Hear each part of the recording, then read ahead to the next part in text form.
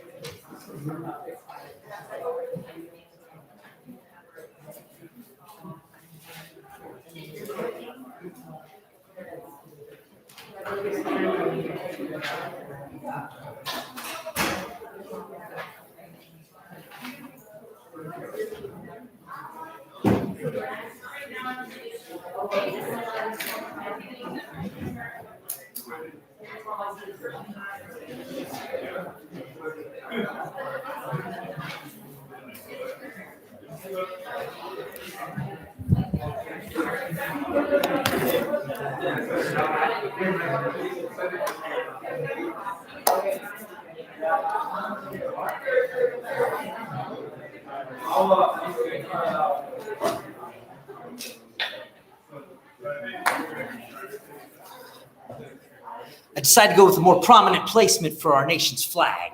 So I noticed it's kind of hidden in the back there, like halfway behind the big screen. That's not right? Anyone here that I can thank for their service? Anyone? Army, Navy, Air Force, Marine, Coast Guard, Space Force? See, you're pointing to someone in the back. Oh, can I thank you for our service to our country? Yes, sir. Thank you. Yeah, I'm always honored to have at least one veteran, hopefully more, in our midst. So thank you for that.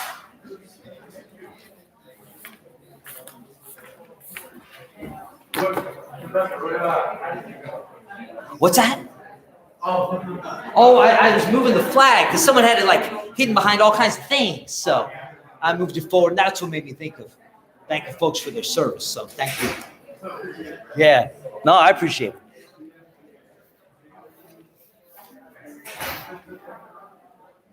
Well, welcome back, everyone. You know, I do my best to email you directly so that I don't waste valuable class time with housekeeping. Nevertheless, I find that I've got some housekeeping to put on the board there. So there it is. And hopefully that didn't take up too much time. Also, hopefully what never takes up too much time, in my opinion, and it's never a waste of time, in my opinion, is how we begin every class with a prayer. And I thank you for allowing me to do that. Last week, as I began the class with a prayer, I began with a little reflection beforehand, and I put forth what may have seemed to some to be a preposterous hypothesis. I was arguing that as a lawyer, we can do more than just serve the Lord after work. That as a lawyer, we can serve the Lord through our work. And I hope that that's a challenge that you take upon yourself. It's certainly one that I wish to take upon myself every day. And I hope that can inspire you. And if you thought it was too crazy a thought, I had some printouts here for some reading I recently did where Pope Francis made an interesting analogy, a very interesting analogy. Indeed, he analogizes. Boy, my tongue is stumbling over the word. Makes the analogy to a lawyer and Jesus Christ himself. Indeed, as I was reading this Journal of Catholic Legal Studies, the author was alleging that Pope Francis had said that Jesus was a defense attorney. I thought, can this be true? So thankfully, there were lots of footnotes in the articles, and I was able to very easily find the sources cited. And indeed, it's two statements made in the month of June, separate days in June of 2014 from Pope Francis, and they're quite beautiful. So if you don't mind me sharing them with you. Therefore, the pontiff confirmed, quote, a person who judges takes the wrong place, becomes confused, and is defeated, end quote. And in doing this, quote, he isn't imitating Jesus, who always defends before the Father. He's a defense lawyer, end quote. So there's Pope Francis. And one day in June 2014, referring to Jesus as part of our great profession. Check out this longer quote from a different day in June 2014, but also from our Holy Father, Pope Francis. It is important, the pontiff remarked, quote, to carefully consider this truth, this reality. In this moment, Jesus is praying for me. I can go forward in life because I have a lawyer who defends me. If I am guilty, I have many sins. Jesus is a good defense attorney and will speak about me to the Father, end quote. And just, quote, to highlight that he, Jesus, is the first lawyer, he tells us, I will send you another paraclete, another lawyer, referring, of course, to the Holy Spirit, right? But he is the first, end quote. So there's Pope Francis, our Holy Father, paying perhaps our great profession its highest compliment, right? Analogizing or even calling our Lord and Savior, calling the Holy Spirit a paraclete, a lawyer. So perhaps my crazy hypothesis is true. Perhaps we can be Christ-like and be lawyers at the same time. Indeed, Pope Francis thinks that that's one of the roles God plays for us. So with that in mind, I begin this class as I begin everyone with the prayer in the name of the Father, and of the Son, and the Holy Spirit. Amen. Our Father, who art in heaven, hallowed be thy name. Thy kingdom come, thy will be done, on earth as it is in heaven. Give us this day our daily bread, and forgive us our trespasses, as we forgive those who trespass against us.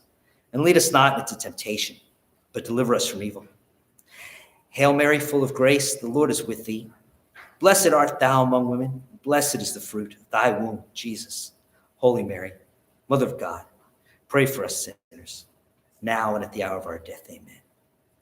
Blessed Virgin Mary, you are the Immaculate Conception, and in the Holy Church's calendar, today, September 8th, is marked as your nativity, or stated somewhat differently, it's honored as your birthday.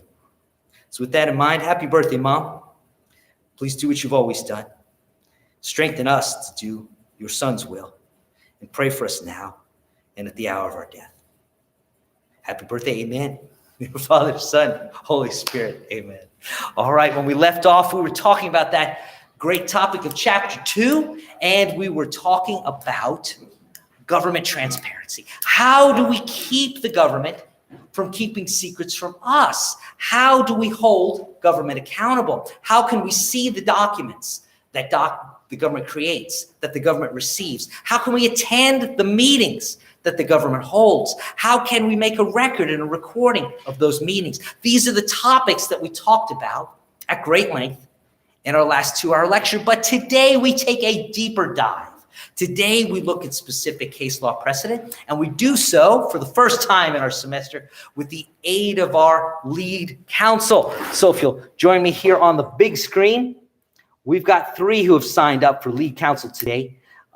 First, 2 are serving as our authors, by which I mean they've written and have read it. It's beautiful. It's perfect. It's certainly worth your time to download from our class website, flaconstitution.com. So I encourage you to race on over there. Click on the tab of Fall 2021. That's this semester's semester. And as you see under Class 3, there's a hyperlink, and you can see the great work that our lead counsel did. Now, by being author, they need not, of course, publicly identify themselves, but I'd love to have them both stand up and get a round of applause. If wherever you are you willing to stand up, take a round of applause? It's Kylie and Coral, where are you? Yeah. Well done. Well done. Thank you very much. Your hard work is going to be to the benefit for all of us, so I really do appreciate it. Yeah. But of course, since you chose author, not speaker, you don't have to speak, and you don't have to stand up ever again. We did have one brave soul who said, "Here I am, it is I am the speaker for this class." As you see from the big board, Miss Barbara Harris, what should I call? Miss Harris says, BJ, are you here? Hey, all right. I know you. I think you're Yeah. Thank you for putting up with me in that class. Twice, yeah. Yeah, I don't know why anybody puts up with me once, let alone twice. So thanks for doing it. So I got a little back and forth, got a little panther. Gosh, my tongue is tied today. Yes, but it's nice to have a voice that's not mine in these 2-hour lectures. So thank you for helping me with that. I really appreciate it. And my goal isn't to put you on the spot, and my goal is certainly not to make you look bad. To the contrary, my goal is to make you look good. So work with me so I can achieve my goal. Sound good? Okay. All right. And one of the things we're going to look at today, let me turn the camera to where folks can see it. And I guess folks are going to want to see me too. All right. As you know, I broadcast all these classes on YouTube, and I hope that's to your benefit. Also on the class website there, you can hit play. You can see the recording again. So if I had a good day and, wow, I got to hear that again, you can hit play. Or if I had a bad day and you're like, did he really say that? You can hit play and see it again. So here we are. And, of course, BJ, that kind of puts your voice out there for the world. Is that okay? Absolutely. I appreciate that. All right. And now what we've got here in this chapter of mine, I'm trying to make a point with it. As I begin chapter 2, you see I've got a subsection A, and that was a summary of Florida's sunshine laws. And if you've read the chapter, please by now tell me that that is true. I know BJ and I have read it. So 2 of us have read it. Hopefully we're not alone. Hopefully you see some rhyme or reason to it. You see some structure to it. And just to help you understand that, let me go over it real quick. Subsection A, Florida's sunshine laws, attempts to give you the origin and a summary of those laws. So just like our last 2-hour lecture gave you an overview, that was the point here of chapter A and subsection A of the chapter.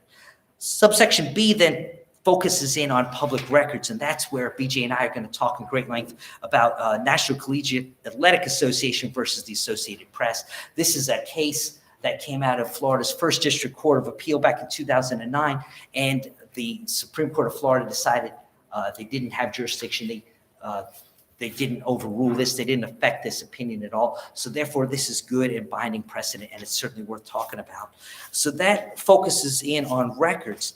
When you get to subsection C, I'm talking about some exceptions and exclusions, and that's where we'll get to our case of New versus Miami Herald Publishing Company. When you get over to subsection D, I'm going to talk about specifically audio and video recording by the public. You know, sometimes we don't want there to be any dispute. We need a record of what government did. And we certainly can think of some instances in our very recent lifetimes where a government official was behaving badly, but for someone catching that on videotape, perhaps justice would not have been done, right? So that's an important right that a citizen has, and that's what's covered in subsection D. Subsection E talks about those notice requirements, which we already went over in our last lecture, but also introduces you to the Attorney General opinion. This is another source of at least persuasive case law, if you want to call it that, or persuasive precedent, an Attorney General opinion. We'll talk about what that means and where it came from. And then finally, we'll get to Ray versus City of Gainesville.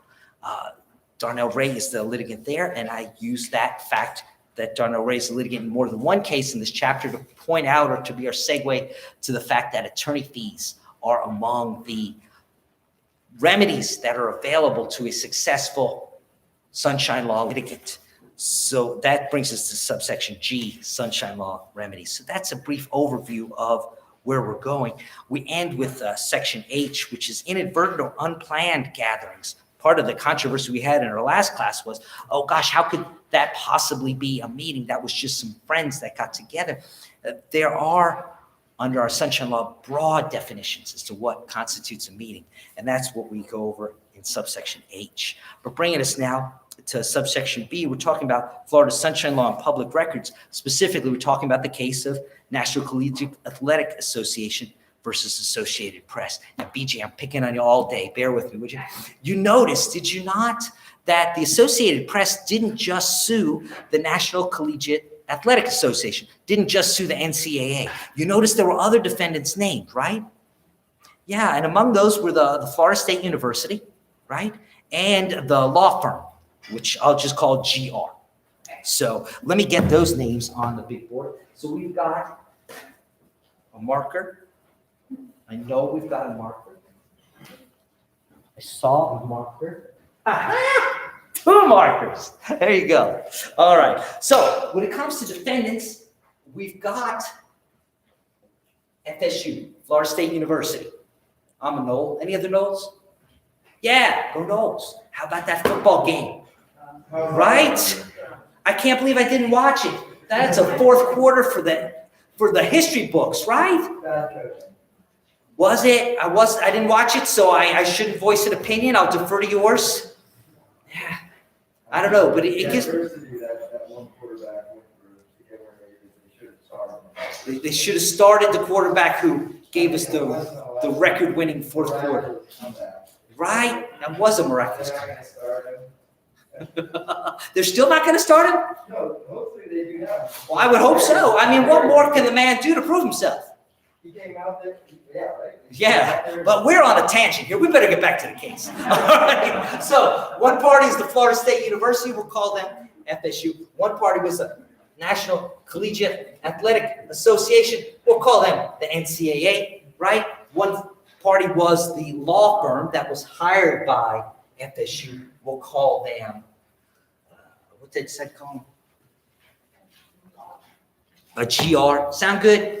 You can see the case to find out the law firm's actual full name. So to the extent that law firm wants free advertising from me today, I'm sorry to disappoint. Okay, so now let's talk about these defendants, okay? A defendant needs what? A defense. You agree, BJ? Yeah, all right. So let's ponder some potential defenses that these parties might have. And remember, the Associated Press here, they want some records. Or maybe we should go over that too. They want two specific things, right?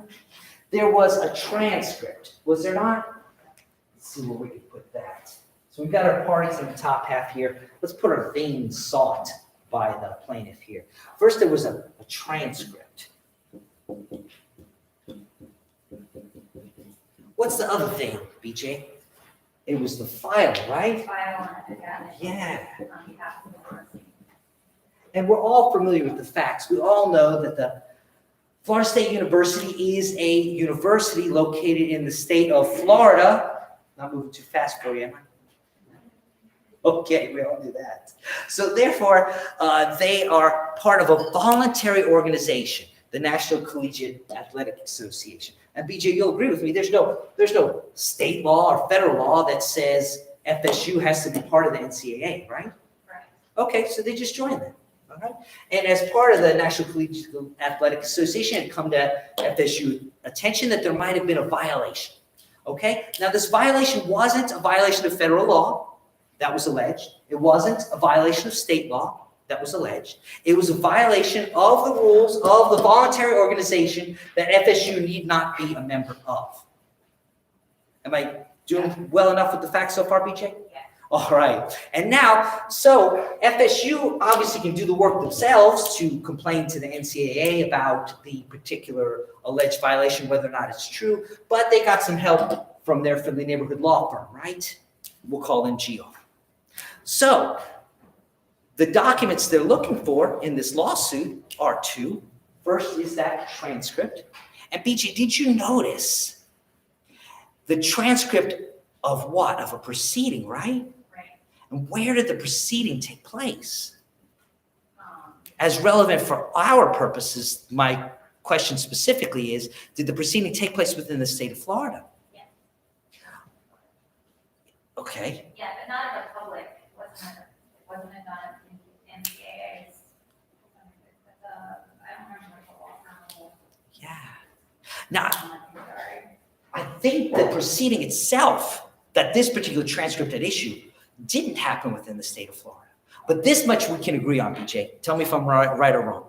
The transcript itself never physically resided in the state of Florida. Right. Don't you agree? Yes, it was on my computer. Yeah. So what the NCAA had done, and attempting to go paperless, okay? This is a 2009 case, so maybe that was novel for back then. But so they've got the transcript scanned. You can't get a copy. They won't mail you a copy. It's in their out-of-state headquarters on their out-of-state server. The best you can do is get an access code and look at it through a web browser. Now, can the entire world look at it through a web browser, BJ? No. Indeed, it's behind more than just a paywall. It's behind a password. It's password protected. So it's not part of a Google search. You can't find it just by searching the internet. And it doesn't reside in the state of Florida. It's not on a server in the state of Florida. They won't email you a copy. They won't print and FedEx you a copy. That simply can't happen. The best you can do if you qualify under the NCAA's rules is that you can sign a legally binding document that is a confidentiality agreement, right? And that's what GR Law Firm does and signs it on behalf of themselves, the lawyers, their staff, the law firm staff, on behalf of the client, on behalf of the client's staff. So the law firm has signed a confidentiality agreement. Only after that confidentiality agreement is to the NCAA's satisfaction does the NCAA then provide a password for a limited time to the law firm, which again doesn't allow them to hit print, doesn't allow them to order a copy, doesn't allow them to come and view the document. They can see it from their web browser for a limited period of time until the NCAA disables the password. So that's one document that they're looking for. They're looking for the transcript. What's the other document they're looking for? So the law firm had to, that's what they paid them to do, is basically to file a response to their appeal. So it was created by the law firm. That's right. GR creates, on behalf of their client, FSU, a response to the allegations made in the NCAA proceedings. And they file that paper. They send it out of state. It's now also out of state. It's, again, not within the state of Florida. So let's think of some potential defenses before we say this defense is good or this defense is bad. Before we say this is a valid defense or this is a worthless defense, let's just brainstorm some defenses, right? Okay. So, for example, we know that the Sunshine Law has to do with the government and its government business. We talked about a statute talking about that. Now, is it the business of the state of Florida to be a member of the NCAA? No. Is there any state law that requires the state of Florida to be a member of the NCAA? No. Is there any federal statute or state statute or state code of federal code of federal regulations or state Florida administrative code regulation that says it's either a crime or a civil tort or any other type of actionable wrong to violate NCAA rules? No. So what we've got is several steps removed from government responsibility, right? We've got the state of Florida, and arguably the state of Florida might have an obligation to provide an education, at least through, the 12th grade? But here we are at undergraduate work. Here we are at beyond high school, beyond the 12th grade. So even if you see a state obligation to provide education, are we required to provide a university education? And surely the university education, barring any type of scholarship, certainly isn't free, right? So this, arguably the government is selling this service, right? So now, how far removed are we from the state of Florida when we talk about FSU? Well, I guess we could see them as a Florida agency.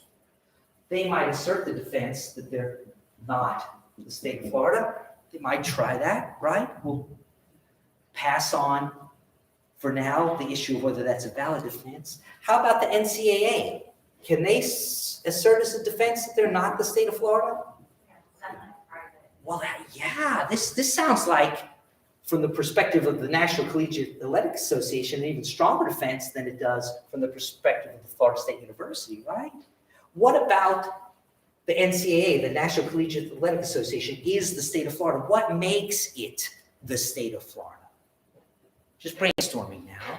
I hear silence. That's probably the best answer, right? There isn't much.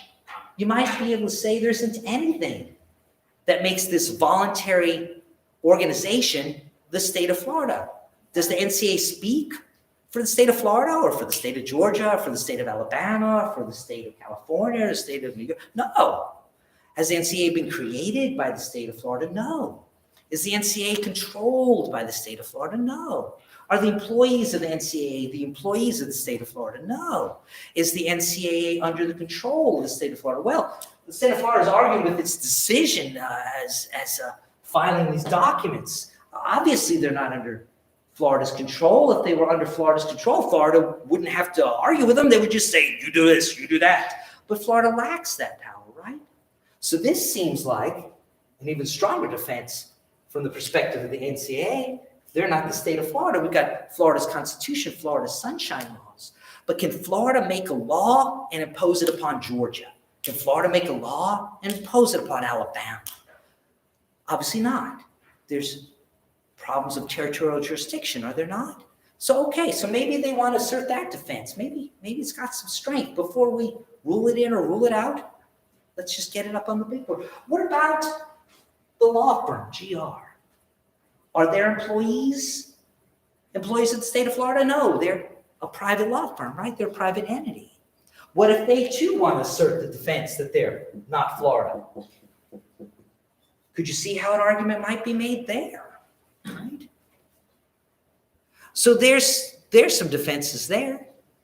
What about the particular document, the transcript? Can something be a record of the state of Florida when it's physically never been in the state of Florida? Assuming further that this transcript transcribed an event that happened outside of the state of Florida, how's that a Florida document?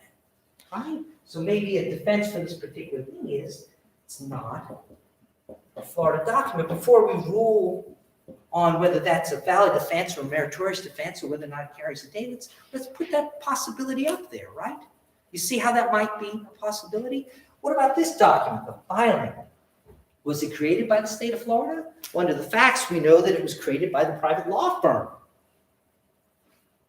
Now, when we say that there's government transparency, that there's government accountability, does that include every private entity? Does that include you and me? Look at the person to your right. Look at the person to your left. Are you entitled to rummage through their handbag, to go through their wallet, to go through their laptop? I bet these laptops, they might have some storage capability. Go ahead and turn to the person to your right or your left, whoever you'd prefer, and go ahead and rummage through their laptop right now. Because obviously there's a sunshine law, right? No, you can't do that. Well, that is correct. You can't do that. No, you can't. So if that's true for you, shouldn't that also be true for the private law firm, right? So not government, right? Not Florida, not anything. So think about some of these defenses. Now, what do all of these defenses have in common in this case of NCAA versus Associated Press? What did they all have in common, BJ? They all fail. They all fail. Every one of them fails. Every one of them fails. And think about that. Think about that. When we talked about Florida's sunshine laws, we quoted cases from the Supreme Court of Florida, such as that the law should be interpreted to frustrate all evasive devices. Think of these defenses, all of which fail, all of which are invalid, none of which are sufficient, none of which protect these documents from disclosure. And imagine, if you will, that one of them, any one of them, had been affirmed, had been valid, which they're not. But imagine if they were. Okay, well then we'll just make sure we keep all government documents on a server that's not located within the state of Florida, right? And then what happens to the right of Floridians like you and I to access those documents? Well, had this defense prevailed, and it did not, then that would frustrate Florida's sunshine law, right? How easy it is today to keep all our documents in the cloud. I do it, probably you do it. Most law firms do it. I know my law firm does it. State of Florida could do it too. What if they could simply say, oh, sorry, our server happens to be in Georgia, or happens to be in Canada, or happens to be in California. No more public disclosure for you, Floridians. That would gut the effectiveness of Florida's sunshine law. So that's not a valid defense. Now, what about this? It wasn't the state of Florida that created the filing. It wasn't Florida employees. It wasn't a Florida agency. What if that had been a valid defense? It is not. What if that had been a valid defense? Then that would frustrate the very purposes of Florida's sunshine law, right? The state of Florida is an idea. State of Florida is a thought. It's flesh and blood human beings who have to do the work of the state of Florida, that have to be the spokespersons for the state of Florida, that have to create the documents and attend the meetings as representatives of the state of Florida. If it was enough to say, well, that was a person who did that, that wasn't the state itself, then that would gut the very heart of Florida's Sunshine Law. So of course that defense did not prevail. That defense cannot prevail if we want to have the type of Sunshine Law that we have here in Florida. Now what about these defendants? The Florida State University cannot argue, it's a failed defense to say that they're not the state of Florida. One reason for that is Chapter 119 of the Florida statutes as an enabling act of the Florida Sunshine Laws broadly defines the definition of state and the definition of agency. So being the Florida State University, being funded by the state of Florida was sufficient, and it is the state of Florida. FSU is the state of Florida when it comes to Florida's Sunshine Laws. That's true under Chapter 119, but I dare say that we didn't need Chapter 119 to tell us that. The Sunshine Laws are a series of amendments to Florida's Constitution that specifically state that they are self-executing, by which it means that there is no need for an enabling law. So the constitutional language itself is enforceable, and the language itself leads to the clear conclusion that whether you are the Florida State University or the Florida State Hospital or the Florida State Police Department or the Florida State Legislature or the Florida State Ambulance Corps or whatever group you might be, you're subject to the Sunshine Law. Florida Statutes Chapter 119 clarifies that it is the duty of every state agency to comply with the Sunshine Law and to make public these types of documents. So, of course, that's not a valid defense for the Florida State University. Now, what about the private entity? This law firm, GR, they are not just the law firm for the state of Florida. They are a private entity representing a myriad of clients. They are not a firm made up of state of Florida employees. But in this particular instance, what were they doing? They were servicing the state of Florida, were they not, Yeah, PJ? I was gonna say it's the agency, Mary, because they're acting on behalf and at the instruction of FSU. Correct. They were acting on behalf, for the benefit of, and to a certain extent, under the instruction of FSU, which is the state of Florida for Sunshine Law purposes.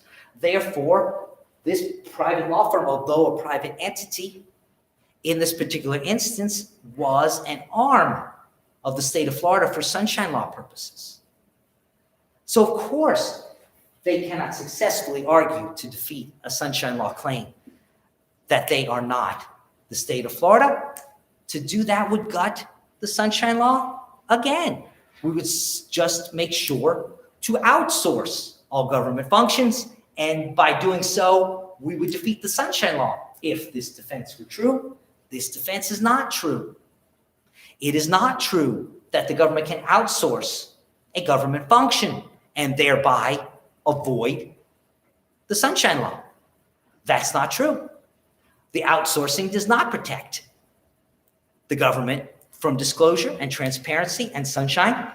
To the contrary, the outsourcing obliges what would have been a private sector entity to comply with these public sector disclosure requests.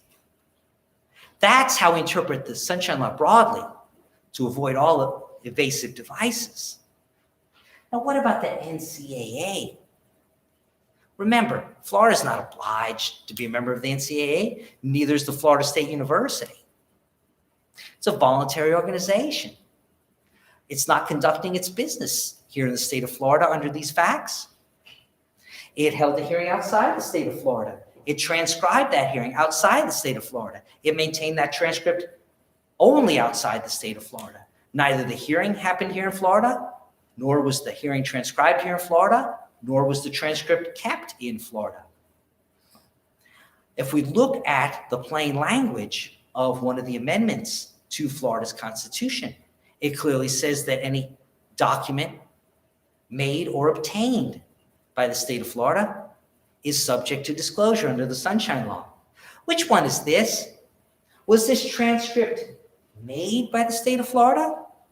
If its maker is not the state of Florida, does not reside in the state of Florida, is not employed by the state of Florida, does not have any employees of the state of Florida, is conducting its business outside of the state of Florida, and is keeping the records of those business outside of the state of Florida, well, it's okay. So these aren't records made. How about received? When did the state of Florida receive this transcript? Have I finally found a limit here? BJ, what was the outcome of the case? Did the case say you can't have this transcript because it was never received? No. BJ says no, and you're correct. So how then was the transcript made or received? It's got to be made or received. What the case says is we're going to interpret received broadly to frustrate all evasive devices. Since the state of Florida has a school that has a law firm, that has a password, that has the ability to see a document, that's enough for us. The document's been received. What? Says the NCAA. I never handed it over. I never gave them the ability to hit print. I never mailed or FedExed them a copy. I never emailed it to them. It never physically resided in the state of Florida. That's right, says the judge. Now hand it over. Says the trial judge. We appeal. Thank you for your appeal. Now hand it over, says the appellate court. We want Supreme Court review. We deny review. Now hand it over, says the Supreme Court. A beautiful example of what I was trying to illustrate in my lecture last week. If you can interpret the Sunshine Law in different ways, you favor the means that gives the public their document, that reveals the government's secret, that hands over the disclosure. I hear what you're saying. It's got to be made or received, and it was neither one. But a private firm hired by an agency of the state was able to see it. So, hand it over. This is how broadly Florida Sunshine Laws are interpreted. This is how powerful these laws can be if you are attempting to avoid government secrets and to mandate government transparency on the state or local level here in Florida. It's a question. So because they have terms of the transcript, does that open up FSU and the firm to sue because they violate non-disclosure? Because of the law in place, the non-disclosure was not legal. And you heard the question. The question went back to the facts, and the facts were that the law firm signed a non-disclosure contract with the NCAA. For the law firm to hand over the transcript, which physically is difficult since they don't have it in their hands, but assuming someone will finally put it in their hands so that they can comply with the order and hand it over, wouldn't that be a violation of the non-compete? And the answer is yes, which points out another power of Florida's Sunshine Laws. The state of Florida can't contract them away. The state of Florida can't sign a binding non-compete agreement and then comply with that agreement because the state of Florida must produce the document. Oh, but it was an arm's length transaction. It was negotiated by our attorneys. They had power of attorney. They were dealing with an out-of-state organization. It was a binding contract in that state. Okay, maybe all those things were true, but there's one other thing that's true. Hand it over. None of those defenses will maintain government secrecy. None of those defenses are sufficient to keep this document from becoming public. So look at the power of Florida's Sunshine Law as illustrated by this case. And if you join me in this particular printout of the text, you can see on page 30, subsection Roman numeral 2, the issues presented in this appeal are governed by the organic law of the state, says the opinion. What's an organic law? This is a constitution. The organic law of the state of Florida is Florida's constitution. As mentioned earlier, there can be, but there need not be enabling laws for Florida's sunshine laws, because within the Constitution itself, it says that these sunshine laws are self-executing. It then cites to Article 1, Section 24A, quote, every person has the right to inspect or copy any public record made or received in connection with the official business of any public body, officer, or employee of the state or persons acting on their behalf. Wow, look at all the potential defenses there, all of which fail. You could say, wow, okay, this isn't a public record. It was a voluntary organization and subject to a legally binding confidentiality agreement. But that defense failed, right? You could say this wasn't the official business of a public body. The official business of the Florida State University is to educate its students. If it wants to, on the side, be a member of a voluntary organization and deal internally with the voluntary organization's rules and regulations, that's not part of its official business. You could argue that, but it would fail, right? You could argue this wasn't received or made. We went over those already, but it failed, right? We interpret these laws broadly to frustrate all evasive devices. So we're not going to read those particular words to create powerful defenses. To the contrary, it says here, quote, I'm at the top of page 31 in the first full paragraph, Florida courts construe the public records law liberally in favor of the state's policy of open government.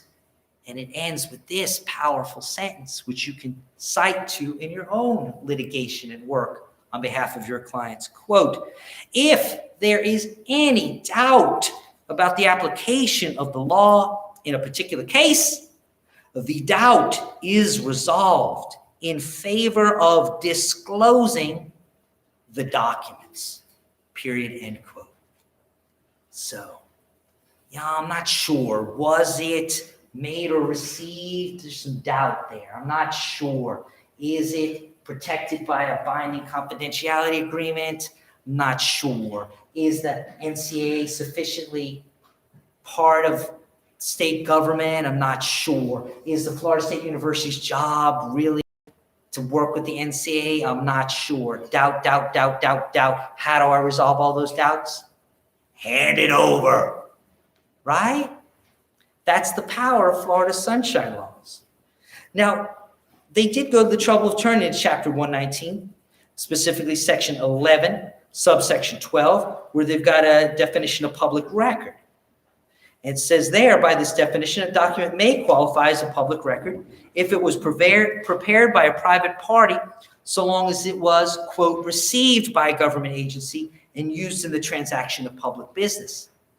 And you would think, well, oh, they just ran themselves into two obstacles there. The receipt, right? Because the law firm never received the document, right? Or maybe even transaction of public business, because we didn't create the Florida State University to just play games with the NCAA. We're supposed to be educating our citizens. But was either one of those an obstacle? And the answer is no. All those obstacles were overcome. One of the ways they were overcome was by reference to this decision of Shevin versus Byron Horace Schaefer Wright and Associates, a 1980 case from the Florida Supreme Court, where they tried to define the word record, and they did so very, very broadly. Quote, any material prepared in connection with official agency business which is intended to perpetuate, communicate, or formalize knowledge of some type. And they added that this definition was intended, quote, to give content to the public records law, quote, by attributing a meaning to the term record that is, quote, consistent with common understanding of the term. But they went one step further, didn't they?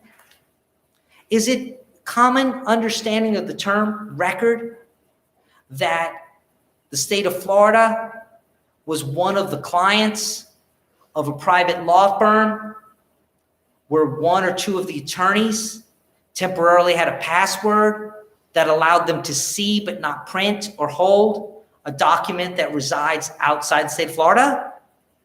No, that's not my common understanding of the word record. I don't know about you. But it was sufficient here.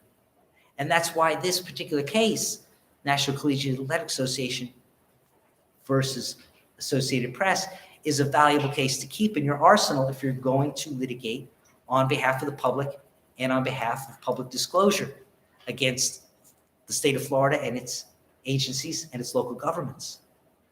It's a powerful site, is it not? And we've got some notes and questions to consider here.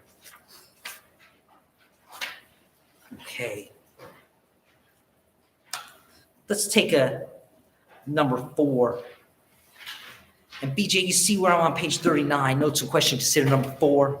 And the question reads this way: were you surprised by the holding that the Florida State University was a public agency subject to the requirements of Florida Sunshine Law?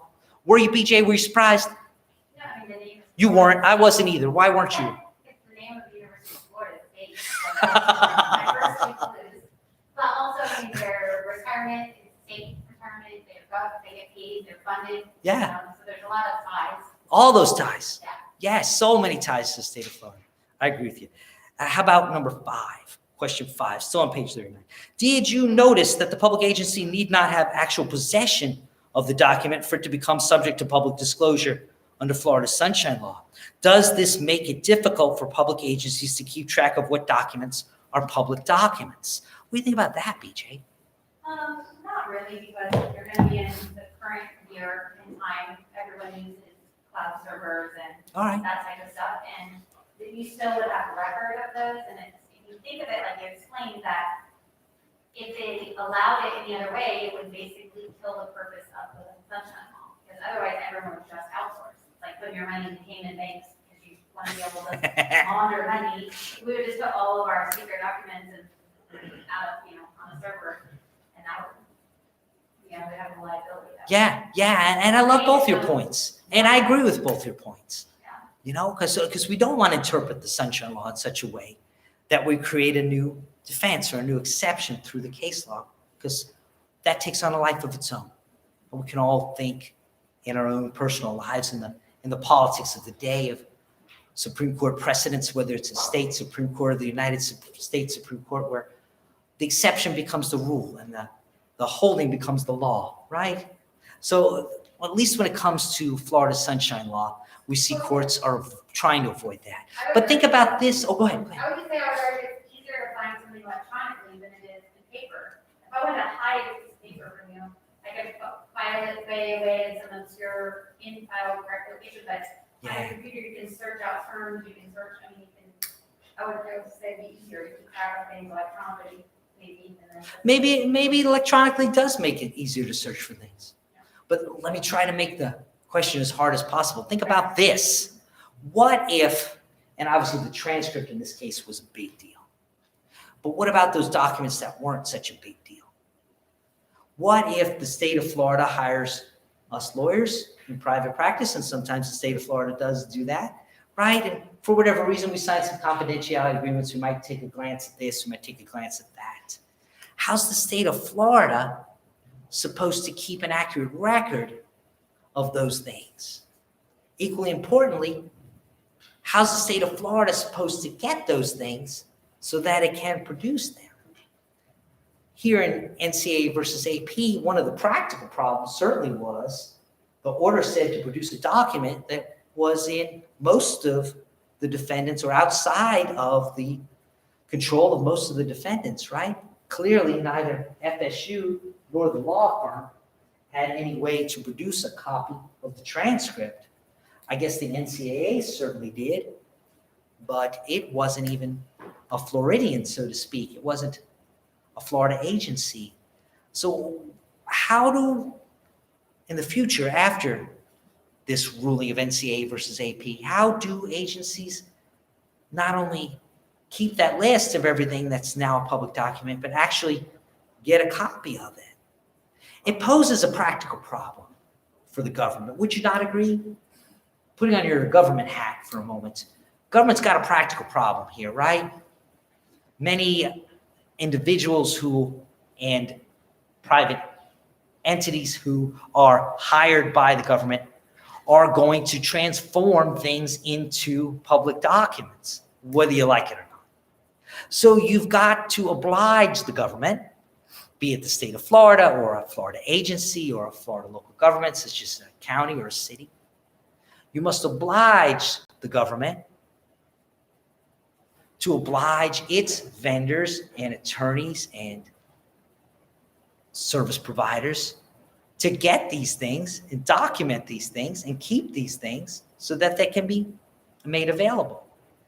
Now, if you see that with your government hat on as unfair or unfair burden, then take your government hat off for a minute and become the fellow Floridian that you are. Who should have this burden? Should it be you, the ordinary working Joe, who just wants their government to be transparent and accountable? Should you be the one who has to track these things down and find the copies? Or shouldn't the government that has the power to tax and the power to borrow, far greater than your power to tax and maybe even your power to borrow, who should we put the burden on? As a decision of public policy, these amendments to Florida's Constitution that make up our Sunshine Law clearly put the burden upon the government and not upon the citizen. So, is it a hard burden to meet? Probably, but somebody's got to meet it, and we've decided who that is. Government. So then, join me on notes and questions to consider. And ask this one. Or I should say, this is more of a note than a question.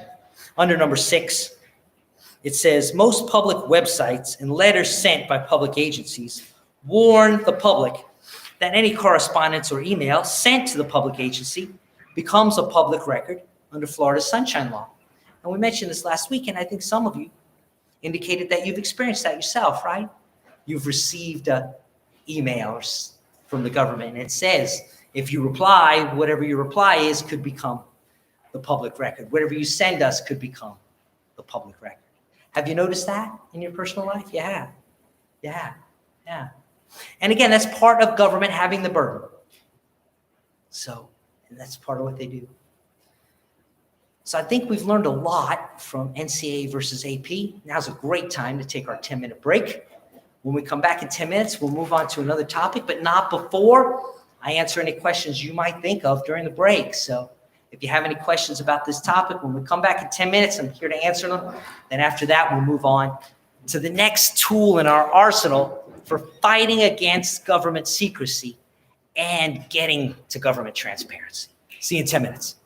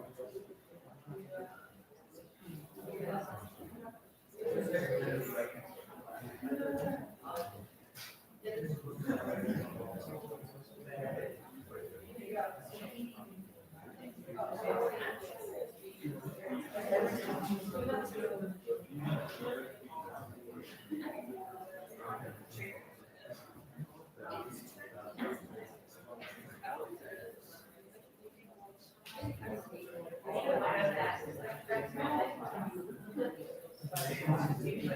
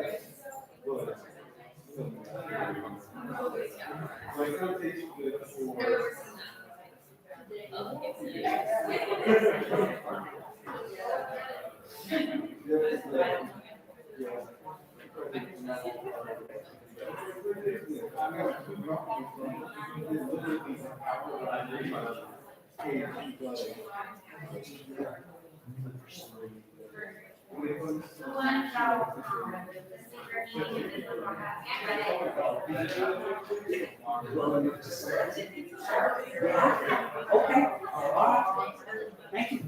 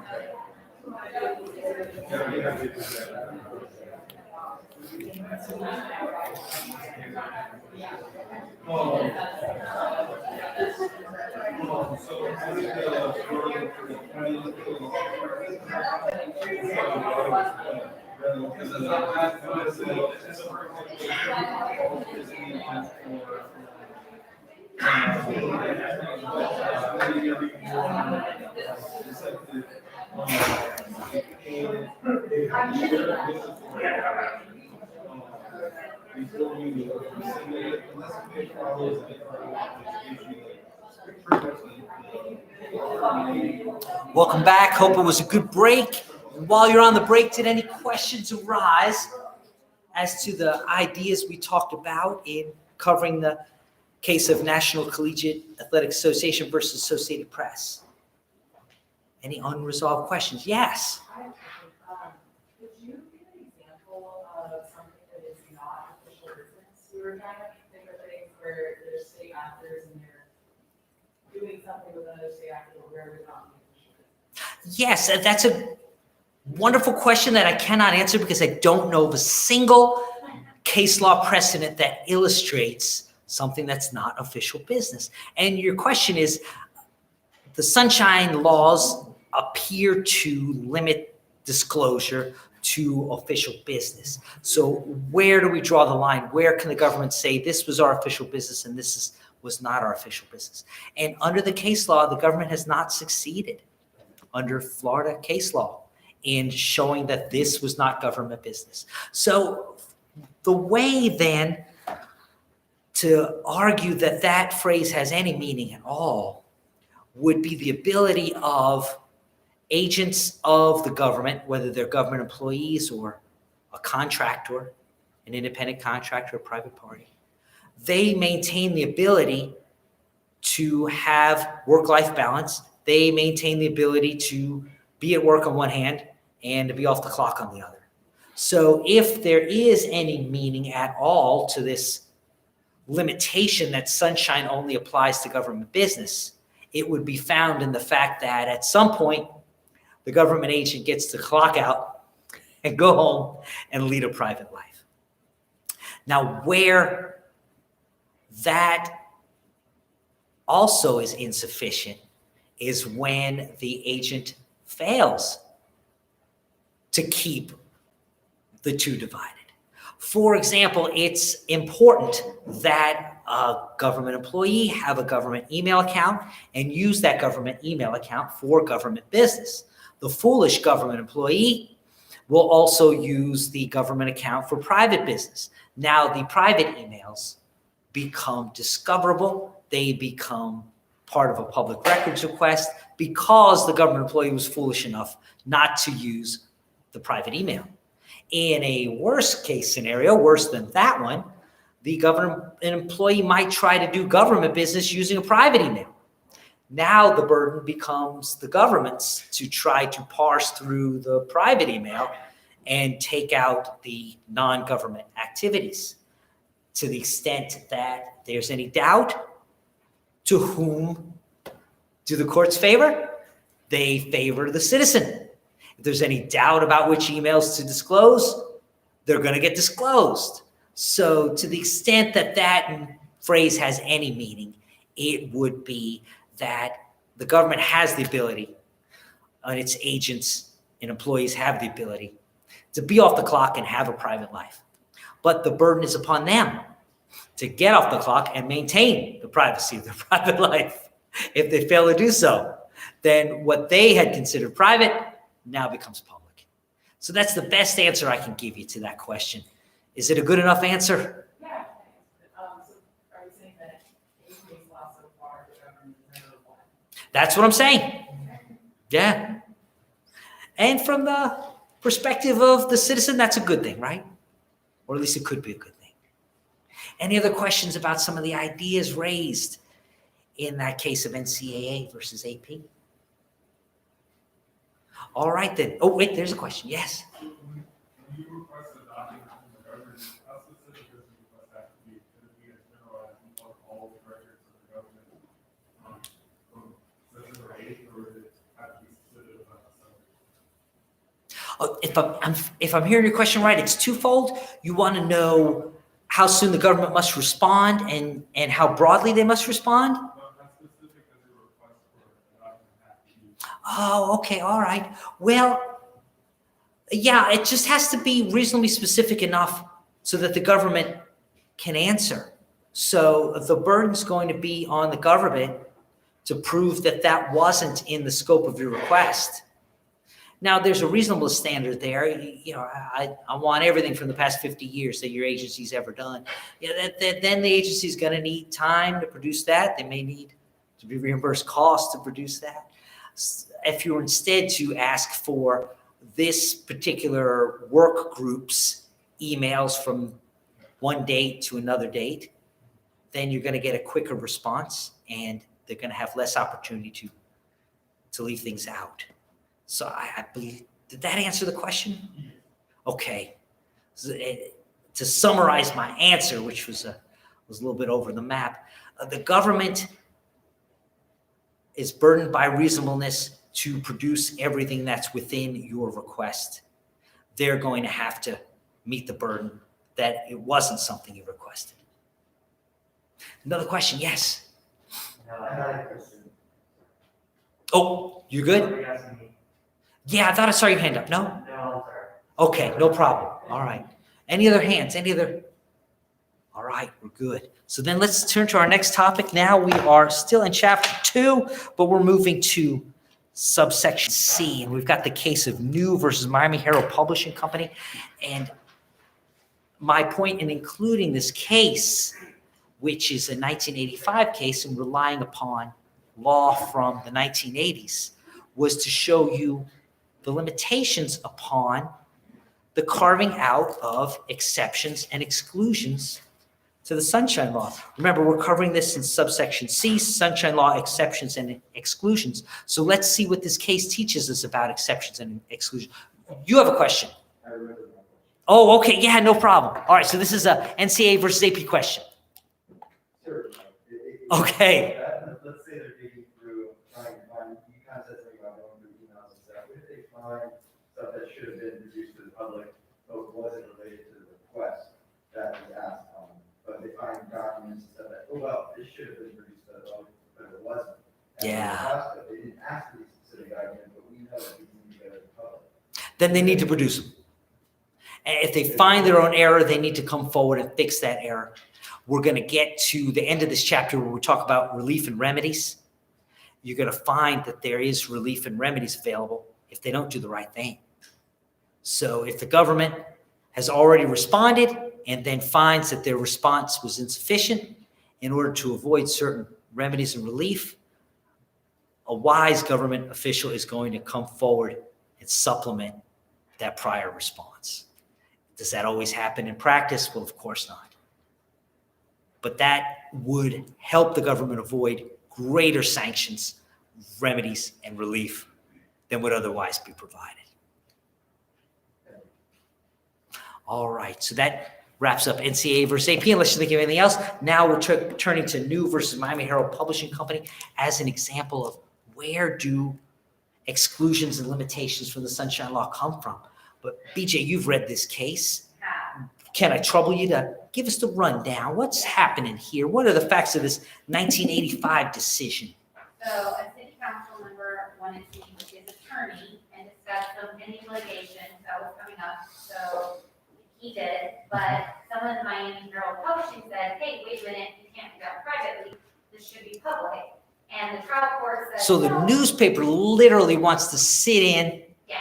on the attorney-client meeting between the government, which is the client, and the government's attorney, which is the attorney. Sorry to interrupt you, BJ, but would anyone here want to try to make the argument that a meeting between the government, that is the client, and the attorney is not an attorney-client discussion? Yeah, I can't make that argument, no. As creative as this room is, no one's going to be able to argue that. Okay, so we clearly have the attorney-client privilege. Right. And we also clearly have the newspaper man who'd like to sit in and report what's being discussed in the attorney-client meeting. Wow, it sounds like a problem for the government, does it not? And in this case of New versus Miami Herald Publishing, this is 1985. How's the statute read back then? Is there an exception for this at that time? So, no, there is. No, there no, is- there's not. There's no exception. There's some case law that they tried to say were analogous to this case, or similar to this, but then. And they did some good lawyering, right? They tried to argue by analogy to some inapplicable cases, but the problem was that the cases were inapplicable, Right? right? Right? So that was the problem. What else did they try to do? So they also tried to say it's attorney-client privilege. Yeah, hey, they argued attorney-client privilege. Right? And it certainly sounds that way, does it not? It does. So we've got a head-to-head battle of two titans.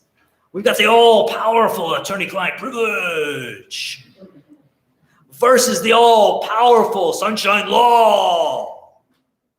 Right? And Yeah. as we're learning, the Sunshine Law wins every time put your money in the Sunshine Law. Put your money in the Sunshine Law. If you're a betting man or woman, you're betting on a Sunshine Law. They basically say two things against the attorney-client privilege. One is that it never existed because it should have been an open meeting. So they're like, back it up all the way. There is no privilege if everyone's supposed to hear it. If you and your attorney are in a public meeting, there is no attorney-client privilege. So at its base, they disregarded it. Yeah. But even prior to that, they said there are exceptions to the attorney-client privilege. If a judge tells you to reveal something, it bows down to that. And so this is where a law and a judge is telling you, say it, reveal it, show me the papers, whatever. Yeah. Therefore, on either ground, on two grounds, they said that doesn't apply. Yeah. So you saw what happened there in the Battle of the Titans. Who won the battle? King Kong being the attorney-client privilege or Godzilla being the Florida Sunshine Law? Godzilla. Sunshine Law won. Now you notice what the probably sympathetic trial court tried to do, right? Did you see the remedy that the trial judge crafted? Yeah, well, he said that it was not official or formal, and that what they could do is just have a court reporter come in, take a full transcript of everything that was said, and then they would sign like confidentiality, we won't talk about this till after the trial. And then once it becomes public record, then that's different. So you're just gonna be super secret until the trial, and then we'll make it public record, like post, they tried to prorate it. Wow. Okay. So in this 1985 decision, before the current amendments to Chapter 119 were put into place, this trial judge was trying to balance these two competing interests. Now we're really sounding like a constitutional law class here, right? We've got two competing interests that need to be balanced, the Sunshine Law and the attorney-client privilege, right? So this trial judge tried to fashion a remedy, tried to create an exception, tried to create an exclusion. Rather reasonable one, wouldn't you agree? The trial judge tried to fashion back in the 1980s something that actually became statutory law in the late 1990s and is the current state of the law. But what did Florida Supreme Court do with that rather creative, and with 2020 hindsight, we now know, later to be adopted, solution. Shot it down, right? So is a trial court able to balance competing interests? Can a trial court say, well, yes, I've got the importance of the Sunshine Law here, but I have this other competing interest, so I have to give and take. I have to craft a remedy. I have to do something other than say, hand it over. And the lesson of this case is no. Florida's courts do not, NOT, not have the authority to create exceptions and exclusions to Florida's Sunshine Law. That's a valuable lesson to be learned from new NEU. And here's some of the language that is there that I think is quite powerful to say. And I'm quoting from the bottom of page 46. Oh, you've got your hand up. Forgive me for keeping you waiting, but let me do the quote and I'll get to your question. Quote, page 46, last full paragraph. One can argue and re-argue whether the broad reading of the Sunshine Law is politically wise. We have no interest in, nor responsibility for, debating political questions. Ouch! And at the same time, hooray! How much of your federal constitutional law class was about balancing competing interests as some sort of cover story for picking the politics of the day, for getting to the politically correct answer, for getting to the answer that the judges wished the legislature had enacted, right? Here's an example of a court that's saying, I'm going to cost the state of Florida and its agencies their attorney-client privilege. I'm not even going to debate with you whether that's politically wise. I'm not the political branch, says this decision. And I applaud that. Later, what happened? And I haven't forgotten your question. I will get to it. Later, what happened?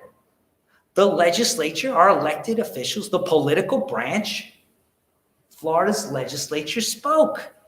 And they enacted a statute which essentially mirrors what the trial judge was doing.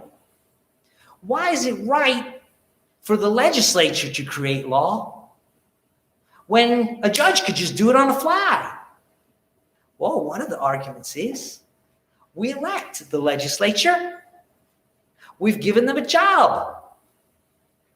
We elect our elected officials to the legislature so that they can create laws. They're set up for it. They have procedures for it. Most importantly, they're accountable to us for it. That's different than a judge's role, right? A wise judge once analogized himself to a baseball umpire calling balls and strikes. The balls fly, or in other words, the facts are what they are. And I simply call whether it's a ball or a strike. I think that's a beautiful attitude of a judge. And it's certainly the attitude you see in cases such as New versus Miami Herald Publishing Company. Were there competing interests? Yes, there were. Who should resolve them? The legislature, says the courts. And then what happened? The legislature resolved them. Wow. So the courts don't have to say by fiat, I see a political problem, here is my declared solution, and impose it upon all of us? You mean the courts can just point out the problem and we, the citizens, are wise enough through our elected officials to solve problems? Yeah, we are. We can do that. Your fellow citizens aren't as stupid and as ignorant as the posts on social media seem to suggest.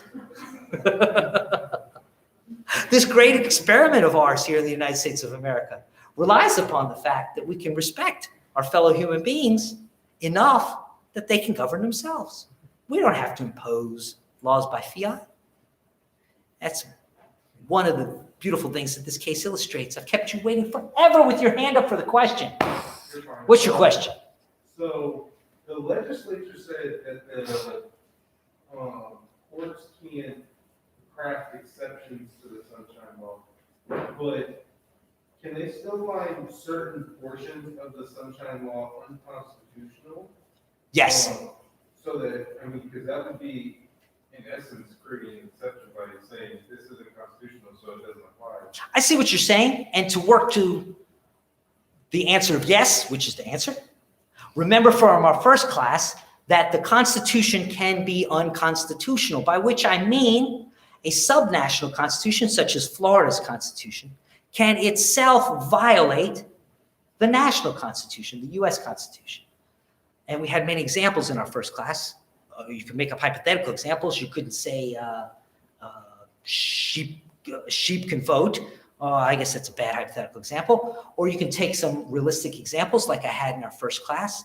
Until the year 2018, it literally said in Florida's Constitution, in Article 1, on the first page of the document, that all persons are created equal except, what's the last thing you want to see after the phrase, all things are created equal except?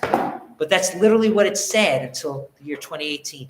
All persons are equal under the law except, and then it spoke about how the Florida legislature had the right, thank God never exercised it, but allegedly had the right to deny Asian Americans the right to own, buy, sell, or inherit real property within the state of Florida.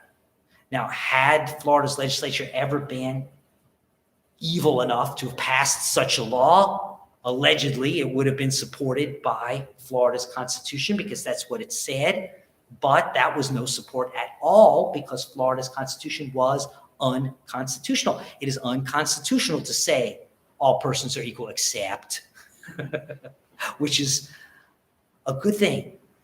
So your question, the answer is yes. Can part of Florida's Sunshine Law be found unconstitutional? It can. I can't think off the top of my head of any part of it as I stand here that is unconstitutional. But because Florida's Sunshine Law is a combination of some amendments to Florida's Constitution and some laws in the Florida statutes, those are things, state laws and state constitutions, that can be found unconstitutional under the federal Constitution. So perhaps the federal Constitution might be amended someday to say that state and local governments have the right to keep things secret from their citizens.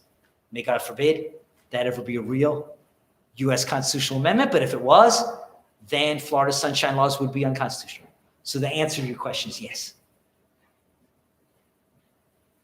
Speaking of questions, at the end of New versus Miami Herald Publishing, I've got my notes and questions to consider. We're on page 47. BJ, you're still with me, right? I'm picking on you for 2 hours straight. But I think everyone's going to appreciate it, the answer. Thank you for helping us all. All right. Note in question number 1, sometimes the requirements of Florida's Sunshine Law may conflict with other laws, such as in New versus Miami Herald, where the open meetings requirement of the Sunshine Law conflicted with the Florida Evidence Code, conflicted with the attorney-client privilege, and conflicted with the rules regulating the Florida bar. Whew, it's a long list, right? Yeah. Generally speaking, when such a conflict exists, BJ, does Florida's Sunshine Law prevail? Generally speaking. Godzilla wins. The answer is yes. Generally speaking, Sunshine Law prevails. Number 2, the holding of New versus Miami Herald constitutes an unequitable result from the perspective of the governmental entity. The advice from its attorney about that suit will be made public. Newspapers and others may spread that information far and wide. The opposing counsels in the suit and their clients may learn what advice the defendant's lawyers gave the governmental defendant. On the other hand, the governmental defendant does not learn what advice the opposing counsels are giving to the opposing party. Are such inequities sufficient to permit a judicially created exception to Florida's Sunshine Law? BJ? So we said no, and it proved to be true because the legislature thought it was important enough to change it. Yeah. The system worked the way it's supposed to. Well said. The system worked the way it's supposed to. Well said. Yeah, thank you. All right. Note 3, and this is an important one because we need to know the current state of the law. New versus Miami Herald interpreted the 1985 version of Florida Sunshine Law, which had not yet been amended to provide a procedure for government officials to meet privately with defense attorneys. If we look at page 48, toward the middle, we see the current Florida statute, section 286.011, subsection 8, and it provides that amendment. It says that the government entity may meet in private with the entity's attorneys to discuss pending litigation, provided that the following conditions are met. If you're going to practice in this area of the law, you're going to need to know these. So take note. First one, the entity's attorney requests it. So the request has to come from who? The government? No, it has to be the attorney's idea. Second, the discussion is confined to settlement or litigation expenditures. So there's a topic limitation. Number 3, the discussion recorded by a certified court reporter who records the start and stop time. So the court reporter is going to record when the non-public discussion started and when it stopped. The reporter is going to record all discussions, so it's a verbatim transcript. The reporter is going to record the names of all persons present and is going to indicate the name of the person speaking. No portion of the session shall be off the record. So can we go off just the record for just a minute, Mr. Court Reporter, Madam Court Reporter? Answer, no. The court reporter's notes shall be fully transcribed and filed with the entity's clerk within a reasonable time after the meeting. Number 4, the entity gives reasonable public notice of the time and date of the attorney-client session and the names of persons who will be attending. So does any of this happen by surprise? No. The session shall commence at an open meeting. So does the meeting start in private? No. The session shall commence at an open meeting at which the persons chairing the meeting shall announce the commencement and estimated length of the attorney-client session and the names of the persons attending. Hello, ladies and gentlemen of the public. Thank you for filling this room. As you know from the notice that was provided to you and ran in the paper, part of this meeting will be private. That part will start in about 2 minutes. That part will involve the following people: name A, name B, name C, name D, name E. Also attending will be this court reporting company, this court reporter. Their address is here. Their phone number is there. They'll be recording the meeting. I'll let you know when that starts. At the conclusion of the attorney-client session, the meeting shall be reopened, and the person chairing the meeting shall announce the termination of the session. Hello, everyone. We thought we'd take 7 minutes. We took 9. Sorry about that. It's me, your chairman again. We're back. I know the list of people I gave you who were attending the meeting, I was right about that, right about the court reporter, but I was wrong about the time. It lasted an extra 2 minutes. Okay, now let's continue with our open meeting. 5, the transcript shall be made part of the public record upon conclusion of the litigation. So eventually, that case settles. And then what happens? That brief but private part of the meeting, which was verbatim transcribed, now becomes public. So you see how that works? Can you see how awkward that is? Can you see how expensive and burdensome that is? Yeah. Is it a good excuse to have lots of private meetings? Not really. So that's how that works. Let's talk about audio and video recording by the public. This is subsection D. D is in dog of our chapter. So we're now at the bottom of page 48. It says here that clearly a record of government gatherings or meetings is contemplated by Florida Sunshine Law's requirement that the government make minutes of the meeting, promptly record them into the public record, and make that public record open to public inspection. But minutes are not a verbatim transcript, and minutes do not record every single word or action. What if the news media or even just a citizen wants to make a complete audio or video recording of a gathering or meeting of government officials? Some people don't want to be recorded, right? Some people act awkwardly once they know they're being recorded, right? The effect of Florida Sunshine Law upon the ability to record what is said and observed at government gatherings and meetings is illustrated by this case. This is Pinellas County School Board versus Suncam. This is a 2002 decision from Florida's 2nd District Court of Appeal. BJ, you're on the spot as usual. But what is it that they wanted to record here? So they went to record the school, county school board meeting. Was it a mask mandate meeting? Ba-dum-bum. I don't think it was a mask mandate. Nobody's even laughing about that. Okay. Yes, but it's no secret that sometimes school board meetings can get contentious, depending upon the issues of the day. So, can I want people to speak their minds, right? What if people don't want to be recorded? The answer is the public has a right to record. You know, just about all the time nowadays, everybody's got one of these in a purse or a pocket, right? And just about all of them got a camera or two, or I've seen ones with 3. I think I saw one with 4 cameras on the back once. Probably there's no end. Probably 10 years from now, there'll be like 20 cameras on the back of these things, right? You know? So making a recording is as easy as, right? Swipe left, hit button, right? So is that permitted? And the answer from this case is yes. Join me on page 50.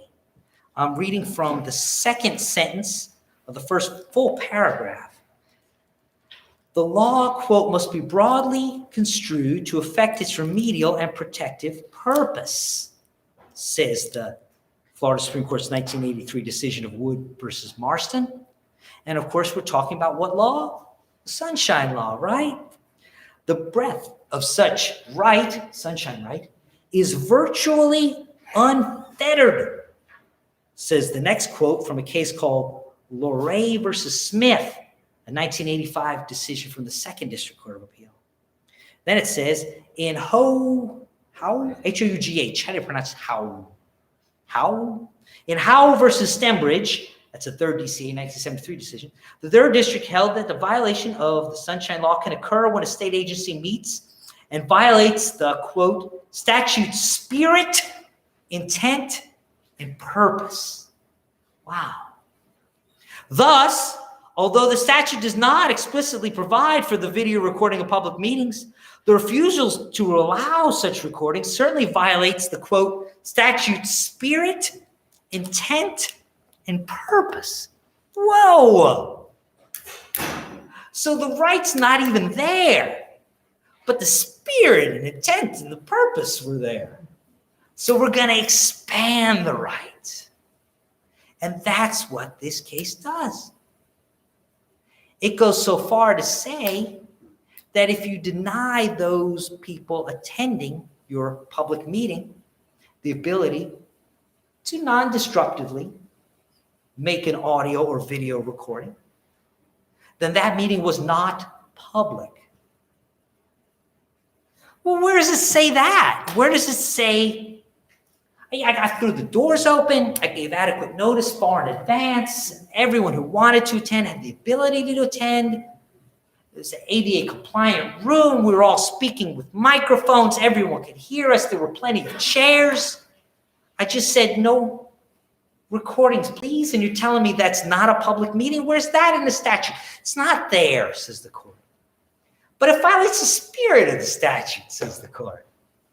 This is how far Florida courts will go to interpret Florida's Sunshine Law favorably to the Floridian. And if you will, to the detriment of government secrecy and a lack of government transparency. Quote, we determined that the board was in violation of the Florida Sunshine Law in the instant case. Wow. Just by denying the right to video record? Yeah. So let's look at the notes and questions to consider, if you will. We're on page 51. First note, nowadays it seems like everyone has a phone in their pocket or bag, and those phones can be used to make audio or video recordings. Does Florida Sunshine Law entitle Floridians to use their phones to make an audio or video recording of Florida government gatherings or meetings? I believe the answer is clearly yes. Would you not agree? If you don't agree, you're wrong. Next question. Can people record the government gatherings surreptitiously? The answer there is yes. Specific instances of specific laws that have been imposed, some even enacted, where in that specific instance, you can't do that for privacy rights. But unless there is a statute, remember the source of exceptions and exclusions from the Sunshine Law, they're statutory. Unless there is a valid statute, the general rule is you don't have to get the government's permission to make that audio recording. You don't have to get the agency's permission to make that video recording. Yes? So the reason why you can't film courts on your own, would that be like a statutory exception? Yeah, there is such an exception. And that exception has to do with what we talked about in last week's lecture, the fact that exceptions can arise from separation of powers. So when you talk about court, technically they're not a statute, I'll give you that. But with regard to separation of powers, which is an entire 2-hour lecture coming up later in this semester, but spoiler alert, when it comes to separation of powers, then you might have something you can't enforce in the courts. And what you've got there is deference and respect for the legislature to create the rules that govern the legislature. Deference and respect for the courts to create the rules that govern the courts.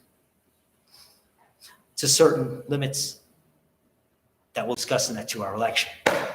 But for now, there's a quick answer. And I hope for now a sufficient answer.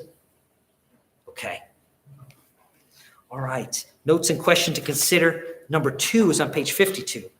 How does permitting the audio and video recording of government gatherings or meetings promote the Florida Sunshine Law's goals of transparency and accountability? And in this day and age, isn't that a no-brainer? Can't we all say the name of someone who, or their survivors who would not have seen justice but for the recording, right? Notes and question to consider number 3. By permitting surreptitious audio or video recordings, does the Florida Sunshine Law discourage, or to borrow a phrase from federal First Amendment jurisprudence, have a chilling effect upon public debate or free speech at government meetings? And there's the other side of the coin.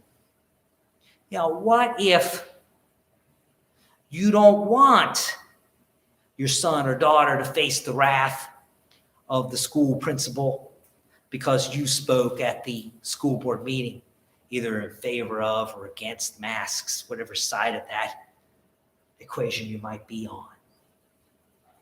But somebody's going to be recording nowadays, right? We've all got these things in our pockets, and there's nothing the government can do, at least when it comes to Florida state and local government agencies and counties and cities, to prevent we citizens from making these recordings. Wouldn't that have a chilling effect, to borrow that phrase from First Amendment jurisprudence, upon the right to free speech? And that's something to think about. Obviously, when we interpret these sunshine laws, we're constantly erring on the side of disclosure. Question? So going back to our first case, which was FSU, is a state actor, I guess, so a government agency. Yeah. And then thinking about video recordings, since that's the topic right now, and thinking about like high schools and colleges and government provided education. Where does videoing like classes play? Because I'm looking at like a bill to allow students, you know, as recent as 2021. How come the Sunshine Law doesn't encompass like that? It's a good question to ask whether or not it encompasses that, and I'm not sure that it is clear to say that those aren't encompassed. In this particular case, we're talking about a government meeting, and we're talking about those statutes that require open government meetings. Your question goes a little bit further and talks about gatherings that might not meet every statutory definition of a meeting. For example, you're talking about K through 12 classrooms and elementary or middle school teachers teaching students. That might not meet every statutory definition of meeting. To the extent that you can get it to meet that definition of meeting, I think you've got a powerful argument for an application of the Sunshine Law. And remember, when there is doubt, we err towards disclosure. So although I don't have case law precedent that adjudicates that these things meet the definition of meeting, I should say qualify as a meeting. I don't want to say meet a meeting. Sounds confusing. But so I don't have a case on the books that says that's a meeting. I don't have a case on the books that interprets the definition of meeting to apply there. But don't give up is what I'm trying to say. So I think that argument can be made in good faith. And I think it's fair to say that that argument, at least at the appellate level, is unresolved. So that's one means to that end. The second means is that you're right. Statutes can be created and can make something open. So that's another means to that end. And I hope that helps. It does. It's kind of out there. Sorry. No, it's great. It's out there, and that's what makes it great. Because it's the good lawyer that can see the plain facts and the obvious law, but it's the great lawyer that comes up with those, what are thought of at the time as creative arguments or stretches of the imagination that later become binding case law precedent. So keep going out there. That's what good lawyering is all about. Did I miss a question? Okay. So in our notes and questions to consider, we're on number 4. What if some people who attend public meetings wish to make a statement to the government off the record? How can this be achieved in compliance with Florida's Sunshine Law? Exactly. How can that be achieved? I can't think of a way. Can you? I cannot think of a way. I guess the best answer to that would be go pass a statute. Other than that, I can't think of a way. Any questions about open meetings before we turn to notice requirements, section E in the text? Notice requirements introduces us to our first Florida Attorney General opinion. We'll see a couple of those in the text. And to jump ahead a little bit to notes and questions to consider, I'm on page 55. Note and question to consider number 1, the opinion above is not a court opinion. It is an opinion of the Attorney General of the state of Florida. Interesting. What's that? Well, in Florida's Constitution, specifically Article 4, Florida's Attorney General is authorized to issue formal legal opinions at the request of certain public officials on questions relating to the application of state law. So this is a source of interpretation of state law that is created by Florida's Constitution. What good is it?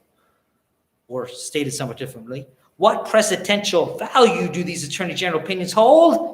And to answer that question, I cite to Browning versus Florida Prosecuting Attorneys Association, a 2011 decision from Florida's First District Court of Appeal that says, quote, Attorney General opinions are not binding on Florida courts and can be rejected. However, this court has previously held Attorney General opinions are entitled to great weight in construing the laws of this state, end quote. Okay, so that's what we're looking at here under E as in egg of Chapter 2, Notice Requirements. I'm turning to Florida Attorney General Advisory Opinion number 73-170. And here, the Clerk of Court of Bonifay is asking the Attorney General, what is the meaning of the term due public notice in the Sunshine Law? So what do I got to do? And here's the very insightful and brilliant answer. I mean, write this down. I mean, wow, this is so helpful. I mean, oh, so persuasive. Quote on page 55. If the purpose for notice is kept in mind, together with the character of the event about which notice is to be given and the nature of the rights to be affected, the essential requirements for notice in that situation will suggest themselves, end quote. Thanks. That's a lot of help, huh? Appreciate that, Attorney General. Well done. Well done. All right, so this opinion, the conclusion's not much help. I did like this part here. I'm on page 53, quote, but in every case, the notice must reasonably convey all the information required in that situation, and it must afford a reasonable time for interested persons to make an appearance if they wish. Okay, all right. Probably could have got that from the statute, but, it's a little bit better than the conclusion, right? And then my favorite part here, quote, it is axiomatic. Oh, I love that. Whenever a court has a ruling and they can't find something to cite to, it is axiomatic. It is axiomatic that the right to be present, to be heard, has little meaning or value unless the public is informed that particular matters are pending and can choose whether or not to attend and participate in the meeting, end quote. All right, not a lot there. What we get more from, I think, is over here on page 57, Ray versus City of Gainesville. Appellant Darnell Ray appeals the trial court's dismissal with prejudice of his amended complaint. The record shows that on February 20th, the mayor of Gainesville called a special meeting of the Gainesville City Commission. He calls this February 20th meeting on February 20th. Yeah. It's going to be held in the afternoon at 3 o'clock. All members of the local media were contacted by at least 1:35 p.m. So at least the newspapers had almost 2 hours notice, right? Almost. The purpose of the meeting was to respond to an upcoming appointment by the Alachua County Legislative Delegation of a committee to study the operation of Gainesville Regional Utilities. It was an emergency. They needed to get their opinion heard, and they just didn't have a lot of time. But did they act in good faith? Probably so. They reached out to the news media, right? They tried to get news. But the end result was they're having a February 20th meeting on February 20th, and they gave notice of the February 20th meeting on February 20th. Not really good there, right? They cite to Yarbrough versus Young, a 1985 decision of the first CCA that says 3 days notice is reasonable. But they didn't have anything to cite to that says 0 days notice is reasonable. And they weren't willing to hold that 0 days notice was reasonable. Page 59, the holding, last paragraph, quote, under the above authorities, we find appellant's amended complaint to have stated a sufficient cause of action under the Sunshine Law. It made a prima facie showing that the commission held a public meeting without providing reasonable notice to the public. Do you agree? I do. Were they acting in good faith? Probably. Was it an emergency? Well, it was a lack of planning on your part, an emergency on my part.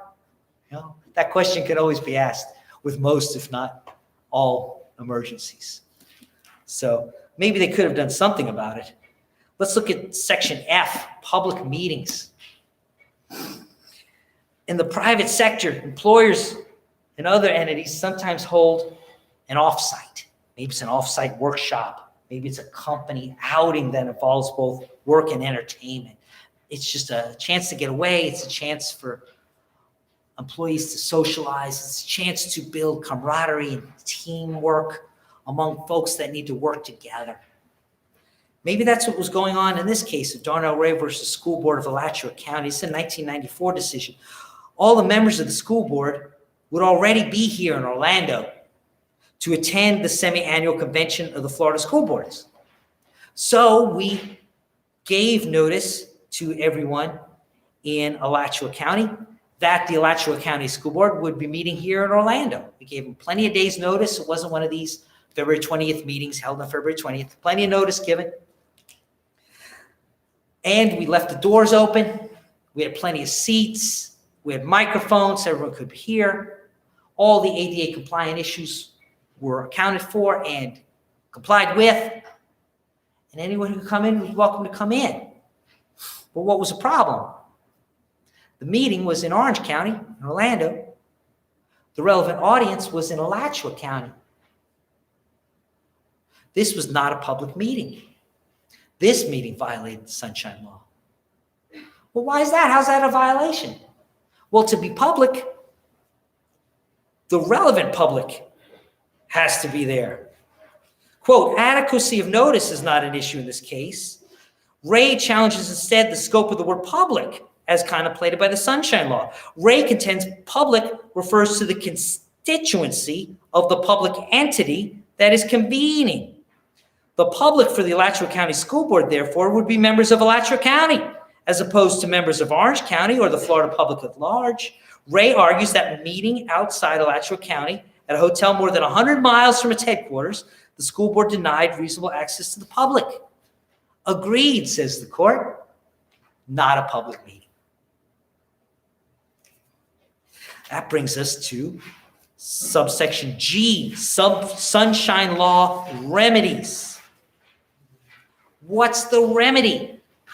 And as a segue to what's the remedy, I point out that the last two cases we just discussed involved an individual by the name of Darnell Ray. I don't know Darnell Ray.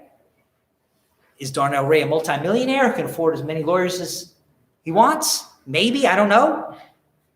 But I also know that Florida Sunshine Law, one of the remedies is attorney fees. If the public brings a Sunshine Law violation and the public wins that violation, then attorney fees can be awarded. So I don't know whether Darnell Ray did this, but one option would be to find a lawyer working on a contingency.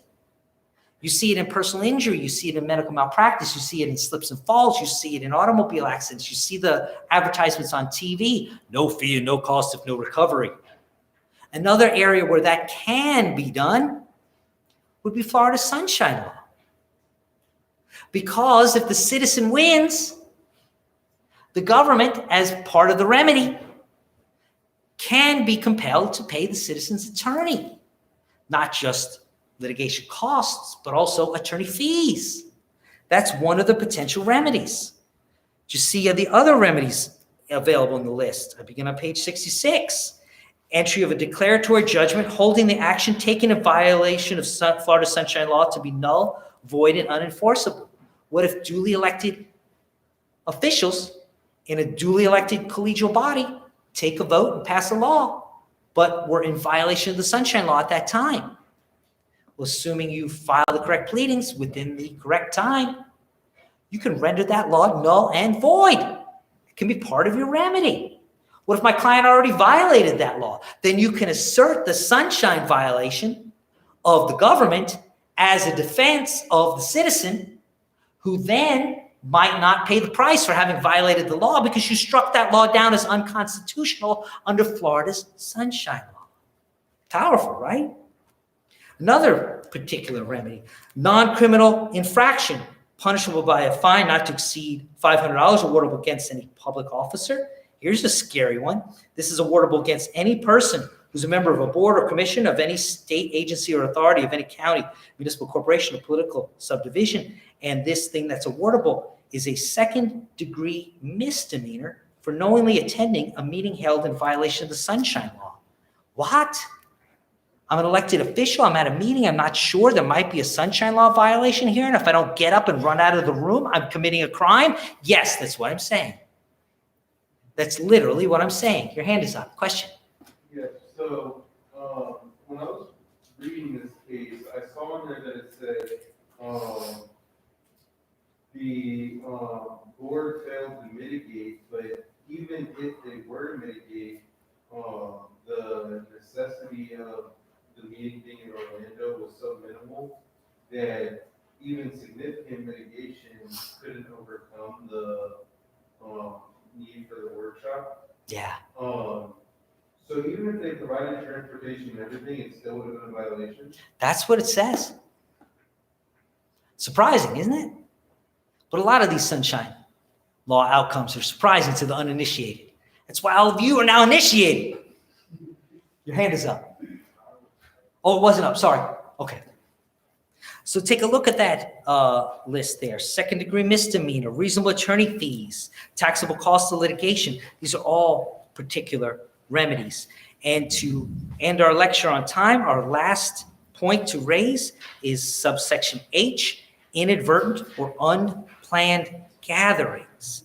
Over here, we've got an example of some litigation occurring under Chapter 447, which is this public employee collective bargaining law, which says that there has to be particular remedy.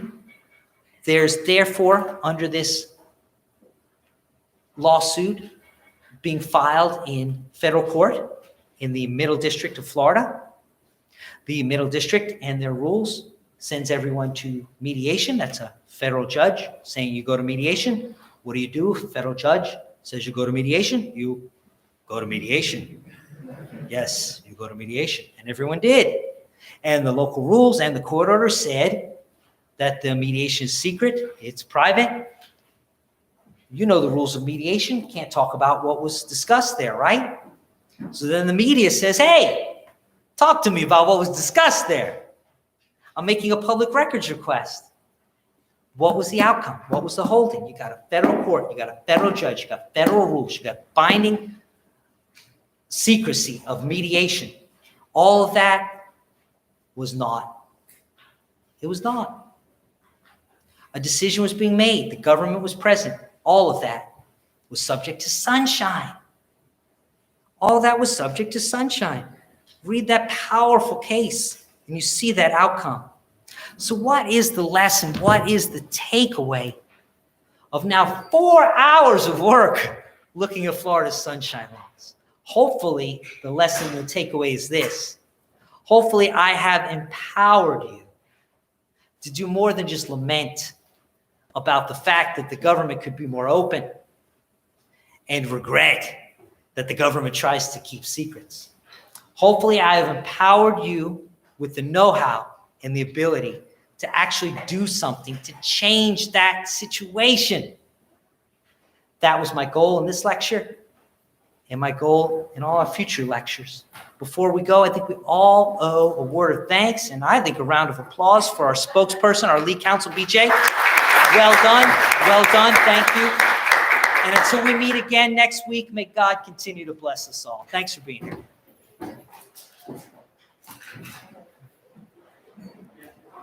Thank you.